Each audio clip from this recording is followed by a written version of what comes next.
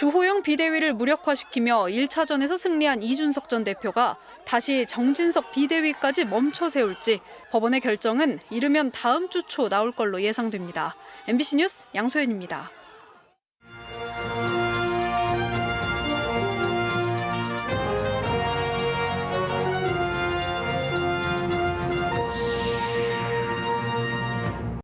KTX 세종역 추진 시도에 전략적으로 맞대응을 자제하던 김영환 지사가 대응 수위를 높였습니다. 도의회 공식 석상에서 불가 입장을 공식화했습니다. 모든 물가가 천정부지로 뛰는데 쌀값은 45년 만에 최대 하락폭을 기록하자 농민들이 거리로 나왔습니다. 결혼과 출산에 대한 급격한 의식 변화가 수치로 나타났습니다. 특히 출산은 10대와 20대 사이에서도 큰 차이를 드러냈습니다. 1차 산업에 머물던 유기농이 6차 산업까지 다양한 산업으로 뻗어가고 있습니다. 유기농의 변신과 가능성을 소개합니다. 시청자 여러분 안녕하십니까? 계속해서 충북 소식입니다. 지역 갈등 확산을 우려해 KTX 세종역 신설에 공식 대응은 자제해왔던 김영환 지사가 공개석상에서 신설 주장을 조목조목 반박하며 대응 수위를 한 단계 높였습니다.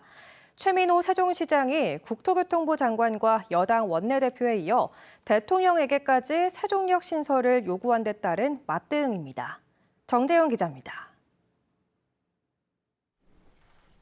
국무회의 참석차 세종을 찾은 윤석열 대통령에게 KTX 세종역 국가계획 반영을 건의한 최민호 세종시장.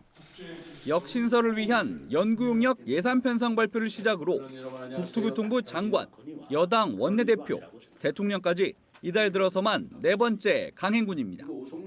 행정수도로서의 기능과 국가 균형 발전 상징성 및 타 광역단체와의 형평성을 감안하더라도 이제는 KTX 세종역은 미룰 수 없는 과제라고 생각하고 또 필수적인 시설이라고 생각합니다.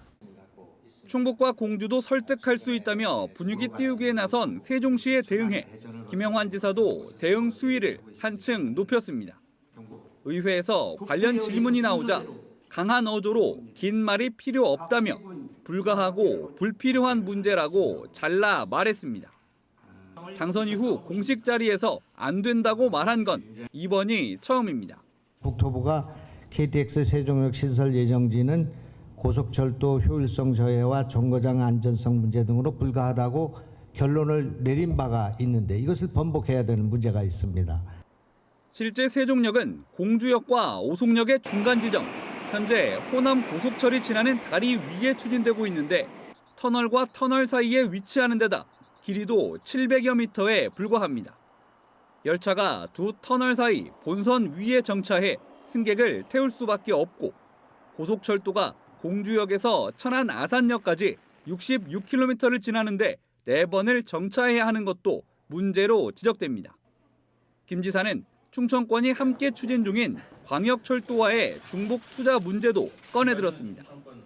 광역철도가 생기면 세종청사와 오송으로 가는 이동 시간이 절반 가까이 주는 만큼 세종역 신설은 국가 예산 낭비라는 겁니다. 현재 30분 소요에서 18분 소요로 좁혀지게 돼 있습니다. 즉 대전에서 세종을 거쳐서 지금 오송으로 오고 있고 오송이 청주공항으로 오는 이 철도가 계획되고 있는데 여기에다가 또 그 세종역을 만드는 것은 올바르지 않은 것이다. 충북이 세종시 조성을 위해 8개 마을과 인구 6천여 명을 내줬다는 사실도 함께 언급한 김영환 지사. 다음 달 세종시 의회가 세종역 연구용역 예산을 통과시켜 실제 용역이 진행될 경우 강경 대응을 참아왔던 충청북도의 태도도 달라질 가능성이 있습니다. MBC 뉴스 정재영입니다.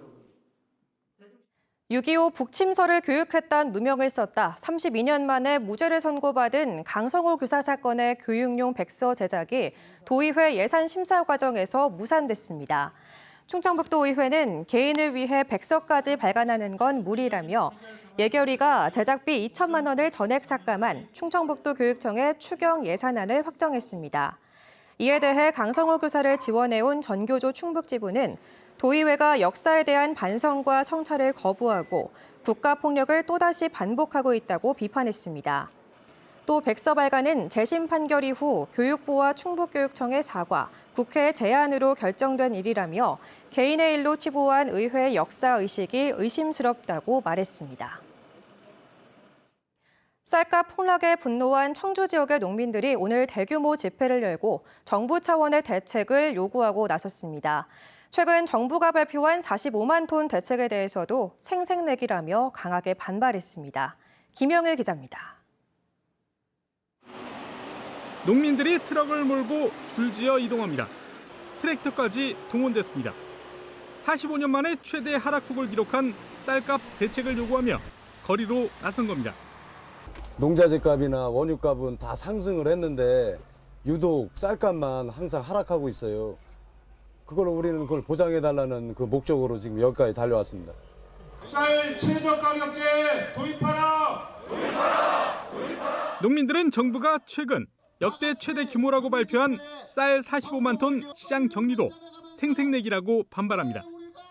45만 톤 가운데 10만 톤은 지난해 생산된 쌀이고 나머지 35만 톤도 지난해 격리 물량인 37만 톤보다도 오히려 2만 톤이 적다는 겁니다. 따라서 올해도 풍년이 예상되는 만큼 지금이라도 시장 격리 물량을 더 늘리라고 요구했습니다. 정부 정책은 사실은 빚 좋은 개살구에 말도 안 되는 정책이다.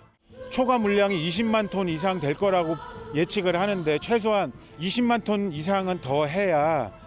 또 올해 빚어진 쌀값 대란은 정부의 늑장 대응이 키운 거라며 더 이상의 쌀값 하락을 막기 위해 양곡관리법 개정과 함께 필요한 예산을 확보하라고 요구했습니다.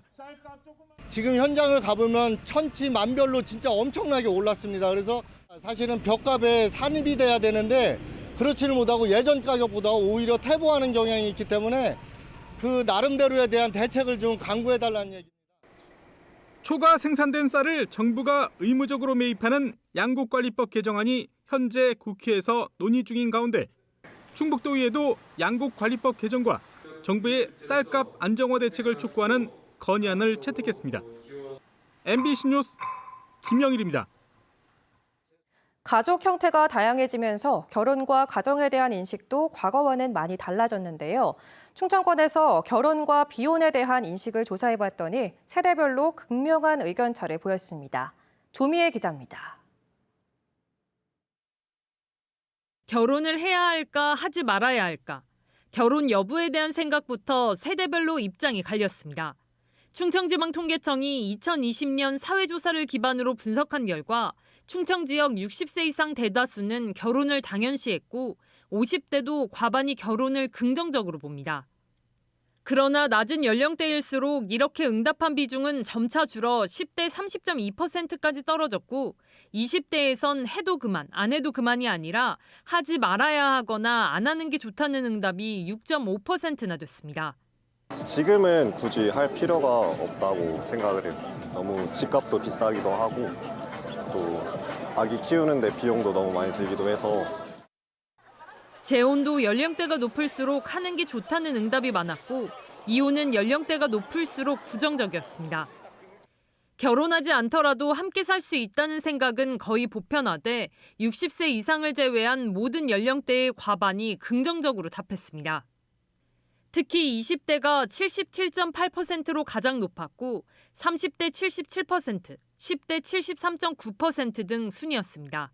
필수적인 거라고 생각을 해요. 결혼을 하든 안 하든 서로의 못 봤던 점들 혹은 뭐 집안일 같은 것도 같이 도맡아서 해야 되는 것도 결혼과 밀접해 있다고 생각을 하고요. 이게 나한테 득이 된다면은 이제 나는 좀 더 괜찮겠지만 안 맞는 사람과 또 동거를 하게 된다면 이것 또한 또 경험이라고 생각합니다. 다만 결혼을 하지 않고 자녀를 가질 수 있다고 생각하는지에 대해서는 모든 연령대에서 부정적 답변이 더 많았습니다. 출산을 하면은 이제 애가 생기고 애도 이제 자라면서 좀 그런 사회적인 시선도 어느 정도 이제 느낄 텐데 그런 부분에서 이제 아기가 조금 힘들지 않을까라는 생각이 있어가지고. 다만 30대에서 비혼 출산에 동의한다는 비중이 41%를 차지하는 등 일부 세대를 중심으로 의식 변화가 진행되고 있습니다. 아기는 같은 소중한 존재니까 결혼 자체가 중요한 게 아니라 어쨌건 간에 그냥 같이 살고 같이 아이한테 그런 모습을 보여주는 게 좋은 것 같아요. 결혼하면 자녀를 가져야 한다는 생각은 20대부터는 과반이 동의한 반면 10대는 과반인 62.6%가 반대하며 급격한 의식 변화를 드러내기도 했습니다. 또 가사는 60세 이하 대부분은 부부가 공평하게 분담해야 한다고 생각하고 있지만 실제 그렇게 하느냐는 질문에 그렇다는 응답은 젊은 층인 20대조차 37.7%, 30대는 27.1%에 그쳤습니다. MBC 뉴스 조미입니다. 충북도 내 한 중학교에서 기간제 남교사가 14살 여중생과 부적절한 성관계를 맺었다는 신고가 접수돼 경찰이 수사에 나섰습니다. 경찰은 지난 7월 40대 기간제 남교사가 같은 학교 중2 제자와 성관계를 맺었다는 학교 측의 신고를 받고 사실관계 확인에 나섰습니다. 충북교육청은 해당 여중생이 친구들에게 사실을 털어놓으면서 학교 측이 인지했고 해당 교사도 학교장과의 면담에서 부적절한 관계를 맺은 사실을 인정했다고 밝혔습니다.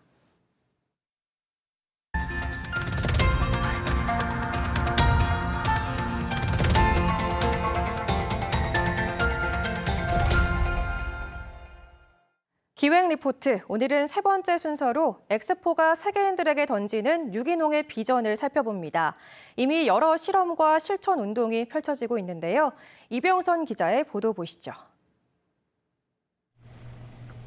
당일 생산한 유기농 먹을거리를 포장해 담습니다.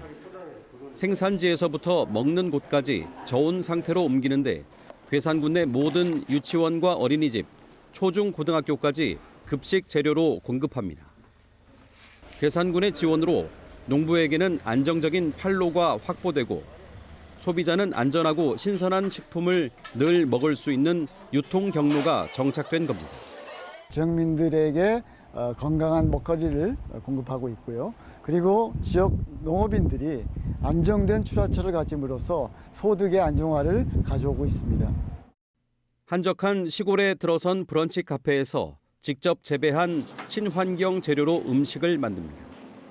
농사도 멋지게 지을 수 있다는 걸 보여주려고 젊은 농부들이 괴산에 찾아와 만든 공간인데 친환경 재배는 물론 농업의 가치를 표현하는 굿즈 판매 편집샵, 공유 주방, 농부 도서관까지 소비자와 다방면에서 만나는 유기농의 새로운 가능성을 열어가고 있습니다.